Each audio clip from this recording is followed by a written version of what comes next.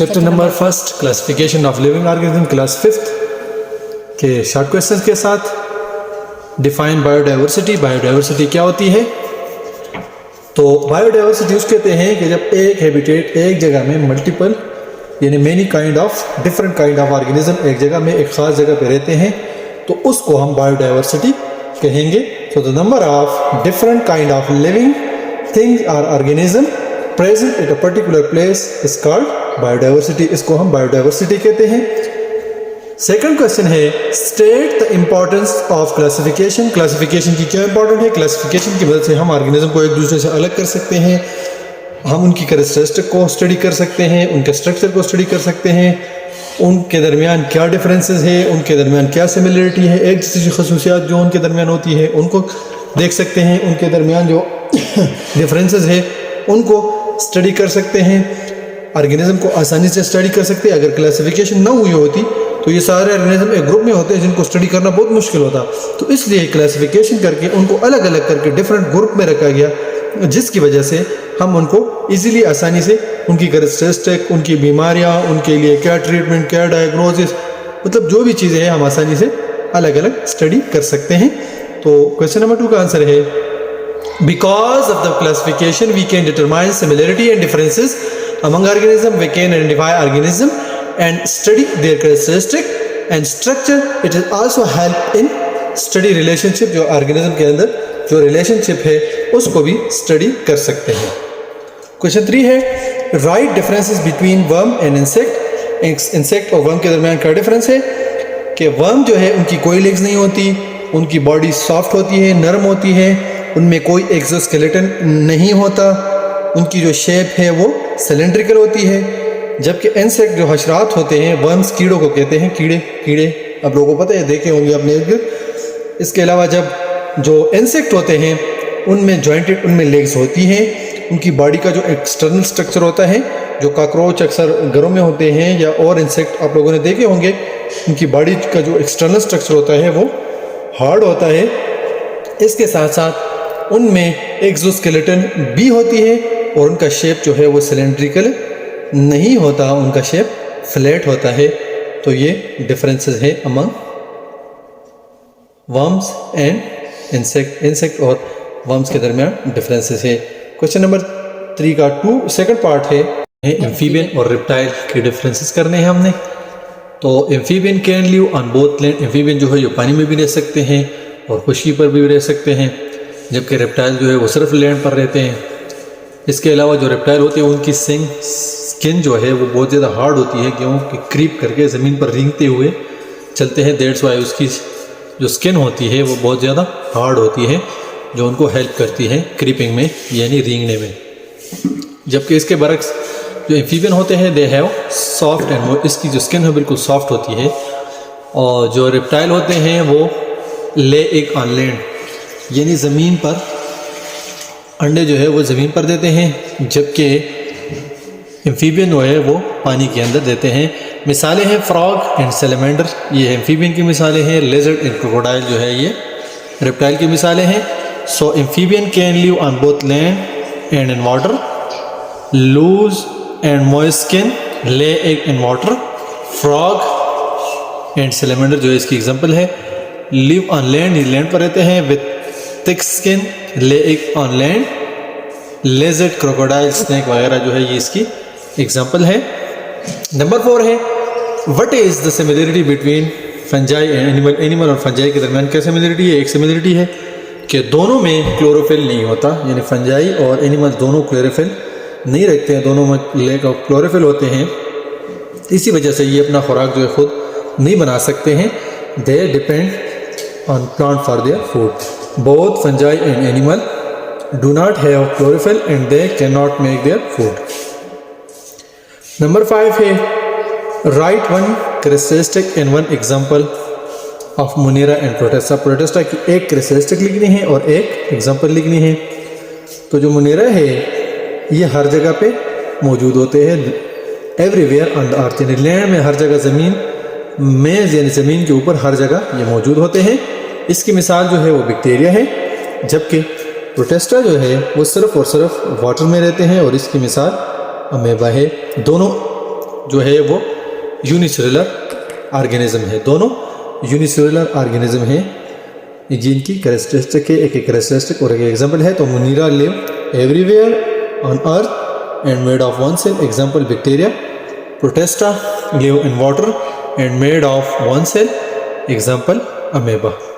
Short question solve हो गए। अब चलते हैं structure response, constructive response question की तरफ, कंस्ट्रक्टिव रिस्पांस क्वेश्चन की तरफ, उसको सॉल्व करते हैं। पहला है some animal have internal skeleton of cartilage such as shark and stingray. They feed on other animal by predation. What is the importance of cartilage in their life? Cartilage की क्या importance है life में, क्योंकि कुछ organism जो है उनमें internal cartilage होती हैं, जिस तरह शार्क और स्टिंगरे। कह रहे हैं कि इन कार्टिलेज का इनकी लाइफ में क्या इंपॉर्टेंस है। इनकी कार्टिलेज जो है ये इनको फ्लेक्सिबल शेप देते हैं, जिसकी वजह से ये आसानी से मूव करते हैं विदाउट कंजम्पशन ऑफ एनर्जी, यानी बहुत कम एनर्जी कंज्यूम करके ये मूवमेंट कर सकते हैं। और इनकी अपीयरेंस जो है वो बहुत ज़्यादा फ्लेक्सिबल होती हैं। तो ये इंपॉर्टेंस है कार्टिलेज की in their life. So cartilage allow shark and stingray to move quickly in water without using too much energy and provide them flexible appearance, और उनको फ्लेक्सिबल अपीयरेंस भी प्रोवाइड करती है। तो ये इसकी इंपॉर्टेंस है their cartilages external internal exoskeleton या कार्टिलेजेस जो स्ट्रक्चर होती है। नंबर सेकंड है पार्ट 2 है कंस्ट्रक्टिव रिस्पांस क्वेश्चन का, कि why the body of zebra has black and white strip. Black और वाइट स्ट्रिप क्यों होते हैं ज़ेब्रा की? क्योंकि ये प्रेडेटर जो उनका शिकारी होता है उनको कंफ्यूज कर देते हैं, जो इनको बाइट नहीं कर सकते, अपना शिकार नहीं बना सकते, इसलिए इनके ऊपर ये स्ट्रिप्स ब्लैक और वाइट स्ट्रिप बनी हुई होती है। और दूसरे कुछ फ्लाइज होते हैं, कुछ हशरात होते हैं जो इनको बाइट करते हैं और इनमें डिजीज़ इंसर्ट कर देते हैं। तो इस वजह से इनकी ये स्ट्रिप बनी हुई होती है ताकि उनको कंफ्यूज कर सके और उन डिजीज़ से बचा जा सके। It is a way of confuse predator and it is to ward off biting flies that can carry deadly disease, जो उनमें डिजीजेस काज कर सकते हैं। सेकंड वन है why are the ear of elephant large, यानी elephant के ear large क्यों होते हैं? क्योंकि एलिफेंट के बॉडी के अंदर बहुत ज़्यादा हीट प्रोड्यूस होते हैं। तो इस हीट से को कम करने के लिए, रिड्यूस करने के लिए इनके एयर जो है ये लार्ज होते हैं। ये लार्ज एयर होते हैं वो एयर रिड्यूसिंग में हेल्प कर देते हैं, यानी जो बहुत ज़्यादा हीट प्रोड्यूस होती हैं ये बड़े एयर्स या लार्ज एयर जो है उन हीट को रिड्यूस करने में एलिफेंट की मदद करते हैं। Big ear helps elephant to stay cool, ठंडा रखने में मदद करते हैं। As large amount of heat is produce, so larger ear reduce that heat, उस हीट को कम करने में मदद करते हैं। रिस्पांस क्वेश्चन का पार्ट 3 है investigate about the factor responsible for extension of biodiversity. जो बायोडाइवर्सिटी है उसके एक्सटेंशन के लिए कौन सा फैक्टर रिस्पॉन्सिबल है? तो जो सबसे अहम फैक्टर है वो डिग्रेडेशन है। जब किसी ऑर्गेनिज्म का हैबिटेट ही नहीं रहेगा तो वहाँ पे कैसे सर्वाइव करेगा? तो इसमें जो सबसे टॉप पे है वो है हैबिटेट। हैबिटेट यानी उनके रहने की जगह जब नहीं होगी तो वो कैसे रहेगा? हंटिंग भी एक बहुत बड़ा फैक्टर है। बहुत सारे ऑर्गेनिज्म जो है वो इसकी वजह से एक्सटेंड हो रहे हैं। लेस स्पेस फॉर ब्रीडिंग, उनकी ब्रीडिंग के लिए, नस्ल बढ़ाने के लिए कम जगह। पोल्यूशन एक बहुत बड़ा फैक्टर है। अर्बनाइजेशन, यानी जो पहले ज़माने में बहुत जंगलात बहुत ज़्यादा थे, आबादी बढ़ने की वजह से वो दरख्त काटे गए, वो जंगलात ख़त्म हो गए, तो जो वाइल्ड लाइफ वहाँ पे रहती थी अब उनके रहने की जगह ख़त्म हो गई शहरी इलाके बढ़ने की वजह से। तो वो जो ऑर्गेनिज्म वहाँ पे रहते थे वो ख़त्म हो गए या ख़त्म होने के करीब है। ये चंद एक फैक्टर हैं जो किसी भी बायोडाइवर्सिटी के एक्सटेंशन के लिए रिस्पॉन्सिबल है। तो degradation of habitat, hunting, less space for breeding, pollution and urbanisation are the major factor responsible for extension of biodiversity. तो ये कुछ फैक्टर्स हैं। नंबर 4 एंड आखिरी है कंस्ट्रक्टिव रिस्पांस क्वेश्चन का, give an example of extinct and endangered animal, investigate what type of animal are most likely to be extinct. तो इसकी जो एग्जांपल है स्नो लेपर्ड, इस एक्सटेंट यानी स्नो लेपर्ड ख़त्म हो चुका है एंड इंडस डॉल्फिन जो है वो इंडेंजर्ड है। एनिमल विद लो पॉपुलेशन, जिन एनिमल की पॉपुलेशन कम है या उनको कम ऑफस्प्रिंग दे रहे हैं तो उनके इंडेंजर्ड होने के चांसेस ज़्यादा है। तो यही वजह है कि वो कम बच्चे पैदा कर रहे हैं, उनके के लिए जगह नहीं है, उनकी पॉपुलेशन कम हो रही है, तो वो जो स्पीशी है वो एक्सटेंट होंगे, वो ख़तरे में होते हैं एक्सटेंशन के, यानी वो ख़त्म हो रहे हैं।